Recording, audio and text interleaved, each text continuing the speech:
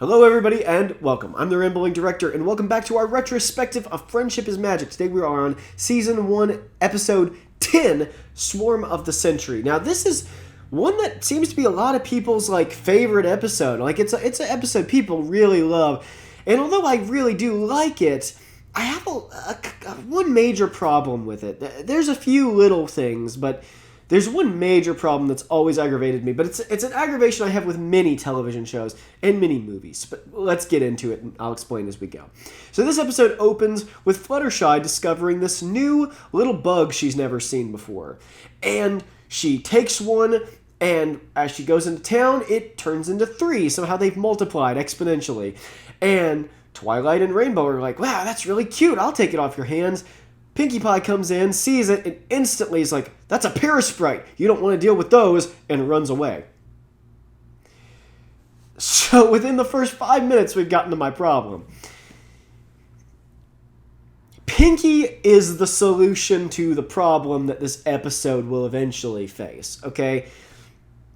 And yet, all that has to happen is for Pinkie to just communicate. And it's that failure of communication trope that it's just a bee in my bonnet, okay? It's like, I was watching an episode of Monk recently, and I love the show Monk. I've been rewatching it because my wife's never seen it, and it's a great show, but there's this one moment in the first, I think it's in the first season, where Monk, he's a germaphobe, he's shaking everybody's hands, and the last guy to shake his hand is a black guy. And then he uses a wipe to clean off his hands, right? And the black guy's like, oh, man, if you didn't want to shake my hand, you could have just told me. You didn't have to be rude about it. And they're like, well, he does that with everybody. And the black guy's like, well, he didn't clean his hand after shaking everybody else's hands. And all that has to be said is, I'm sorry that it came across that way, sir. You see, I'm a germaphobe. I was shaking everyone's hand. You were the last one, and so I cleaned my hand. I appreciate that it probably looked bad, but that's just, it's part of my medical condition. I'm OCD. I struggle with germophobia. It's nothing racially against you. That's all that has to be said, right? But instead, Monk and Sharona both go, it's well, you see, and I didn't, and you just want to, whenever that happens in a TV show, I don't know about you, but whenever that happens, I just want to take the character and wring their neck, bro, just open your mouth and talk, and it's I guess the idea is they're so shocked at the situation, but it's never a situation that merits that level of shock, is it? It's always something that any normal person would just communicate.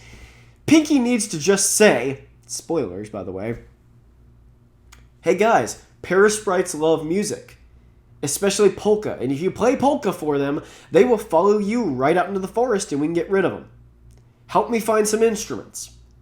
Instead, Pinkie keeps just popping in and being like, I need maracas, somebody help me find maracas, and running away. And then later, when they confront Pinkie and they're like, Pinkie, your nonsense is causing us issues here. We gotta get rid of these pests.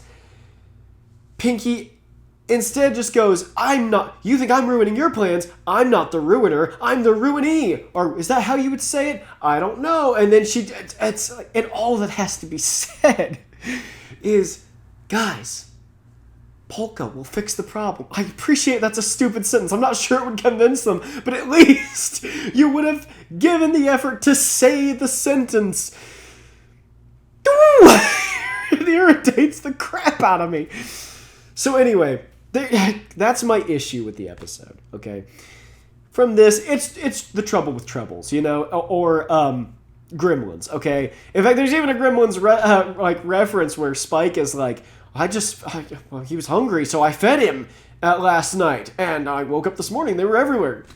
Cute. Very cute. I liked a lot of the comedy in this episode, Princess Celestia is coming to visit Ponyville, right? So this all happens, of course, on the day that she is going to arrive, and they're supposed to be greeting her with this great celebration, and they have this massive pest problem. That's a classic comedic setup. there's some really great little things like the ponies hanging a banner that says Princess Celeste, and their reason for doing it is ridiculous. What happened to the rest of her name? We couldn't fit it all in. Now, I've mentioned before that the elements of harmony, they struggle with their elements. So Rarity is an incredibly selfish person. She's the element of generosity. So when she's generous, it means more because she's had to work to do that, right? So this episode, we get our first time that we see Twilight's issue. She's the element of magic. What could be her issue? She tries to fix everything with magic, to the point that she actually abuses magic. Parasprites have multiplied to the point they're eating all of the food in town. Her solution? I'll cast a spell so that they won't eat food anymore. And then they proceed to eat the town. That's both funny and good character development. Speaking of character development, pretty soon we're going to get to an episode where we introduce in full force Crazy Twilight. And Twilight going insane is just amazing. Good! Everyone else, we need to build an exact copy of Ponyville right over there. We've got less than a minute! Zecora was right. We're doomed. Immediately we see Zecora, by the way, getting drawn back into this plot. I mean, we just introduced her an episode ago, but already Twilight goes to her with the Parasprite to identify it. So it's small, but it's a way we've worked her character back in already. And apparently Zecora, in the original drafts for the outline for the series, Zecora was going to be a much bigger character, sort of the Obi-Wan character to Twilight. However, the original show was meant to be about 50% continuing adventure storylines, more like Generation 1 My Little Pony. But eventually, for many reasons, which we'll get into in a later episode, it became clear that slice of life episodes were going to be more attainable for the crew and for what they had to work with. And so they contain all of the story-driven elements of the series into the first 2 episodes and the last 2 episodes of every season. Again, with the exclusion of Season 1's ending and Season 3's ending, where they both wrap up in a single episode. But to save the day, Pinkie Pie comes in with her one-mare polka band and leads them all out. But just then, Princess Celestia arrives outside of Ponyville, so she doesn't see all the death and destruction.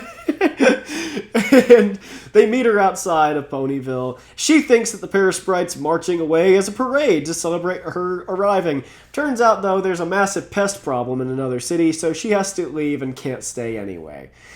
And we end on a great little stinger. You saved Ponyville. Or not. The lesson learned in this episode is a good lesson. Listen to your friends, hear them out. Sometimes the answer to your problem might be the person that you think is not capable.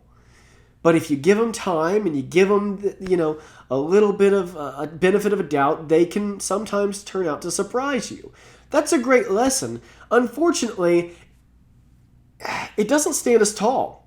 Because Pinkie really should have been telling them the solution and then tell her, that's ridiculous. Music's not going to solve the problem. What do you mean, Parasprite? They're animals. They don't believe, something.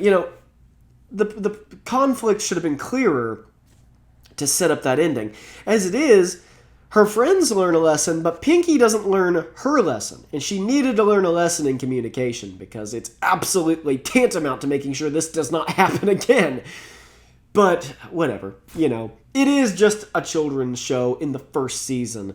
And as it goes along, it would be geared more towards older kids and even adults.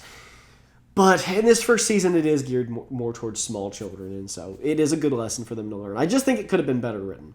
But I tend to give a pretty steep grading curve to this first season because, again, they did not realize that they were about to tap into a fan base of mostly adults. So they had no way of knowing, and so this is a little bit more child-centric. But that's okay. Again, I don't mind that, and it is a nice antidote to the cynicism of our world.